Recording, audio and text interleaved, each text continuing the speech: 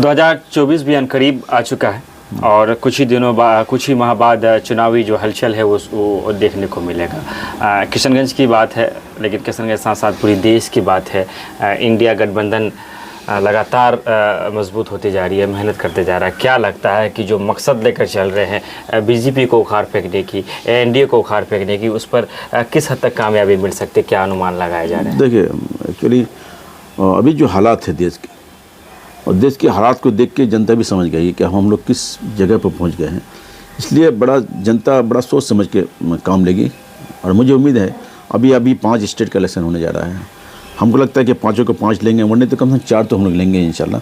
और एक बिगुल बजेगा वहीं से कि भाई हमारे हर 4 स्टेट 5 स्टेट हम ले रहे हैं। तो जाहिर सी बात है, आप भी देखा होगा जो हजूम आदरणीय राहुल गांधी जी के जाने पर होता है, तो रिजल्ट बहुत अच्छा होगा, उम्मीद है मुझसे।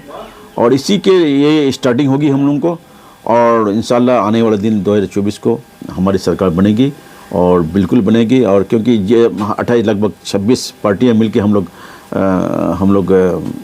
मिले हैं, हम लोग आला कमान जैसे कमान लोग बैठे हैं।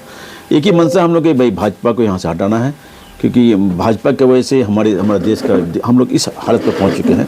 इसलिए कि भाजपा को हटाने के लिए एक मनसा मतलब सब लोग माइंड मेकअप कर चुके हैं और लोग मिला चुके हैं कि भाजपा को हटाना है। इसलिए हम लोग एकजुट होना है। इसलिए हम लोग 26 पार्टियाँ लगभग मिल के हम लोग काम कर रहे हैं। और मुझे उम्मीद है अभी रिजल्ट 3 तारीख को होने वाला है। 5 राज्यों में विधानसभा के चुनाव होने हैं, जिसको लेकर आपने अच्छा याद दिलाया हमें। लेकिन तेलंगाना अगर चुनाव की बात करें तो किशनगंज की सरजमी के 2 कद्दावर नेता अलग अलग हो जा चुके हैं। मजिद अख्तर ईमान साहब अपनी पार्टी के प्रचार में हैं, डॉक्टर जावेद साहब जो कि सांसद है वो कांग्रेस की तरफ से गए। क्या लगता है तेलंगाना में कौन भारी रहेंगे, जावेद साहब या अख्तर साहब? भाई इंडिविजुअली किसी भारी की बात नहीं कर रहे हैं, पार्टी की बात कीजिए आप। और पार्टी इंशाल्लाह कांग्रेस भारी रहेगी इंशाल्लाह। हम लोग गठबंधन वहाँ जो भी हैं मिलकर हम लोग काम कर रहे हैं वहाँ पे, और हमारी सरकार बनेगी इंशाल्लाह वहाँ पे। वहीं नहीं, मैं तो कहा कि 5 स्टेट में हम लोग ले रहे हैं। किशनगंज की अगर बात करें तो महागठबंधन में टूट के आसार दिख रहे हैं। तमाम तर जो आपकी गठबंधन की पार्टियां हैं खुले मन से टिकट की मांग कर रहे हैं, और ऐसे में उम्मीद जताई जा रही है। देखिए, इस सिलसिले में आपसे पहले भी बात हुई थी। हमको ये समझ में शीर्ष कमान जो बात कर रहे भाई, छोटे जो निचले स्तर के जो लोग नेता हैं, उनको ऐसी बात नहीं करनी चाहिए। उससे हट के क्यों बात कर रहे हैं आप? भाई जब आला कमान एक डिसीजन ले चुका तो उससे हट के बात करता है, तो हम तो सोचते हैं कि अच्छी बात नहीं है। अब हट के बात करने का मतलब आप पार्टी कहीं ना कहीं आप अंदरूनी तौर पार्टी का विद्रोह कर रहे हैं आप। और इसलिए जाहिर सी बात है, ऐसी बात अगर होती है तो पॉलिटिकली उनको भी नुकसान हो सकता है।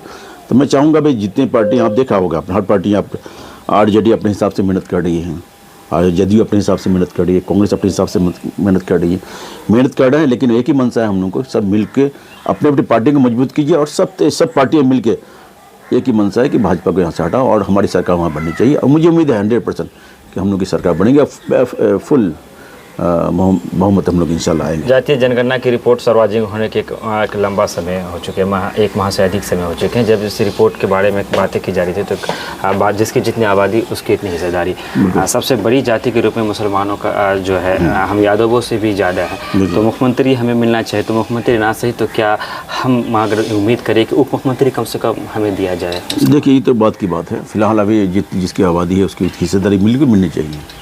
जब जातीय जनगणना करने का मतलब ही साफ होता है कि हालात किसके कैसे हैं, उस हिसाब से इसको बाइफरकेट किया गया है, इसको अलग किया गया है। तो बहुत अच्छा है जातीय गणना जी। माननीय मैं आदरणीय मुख्यमंत्री जी का बहुत बहुत शुक्रिया अदा करता हूँ, आदरणीय उप मुख्यमंत्री जी, उनका मैं दिल की गहराई से शुक्रिया अदा करता हूँ कि उन्होंने जातीय जनगणना करवाए।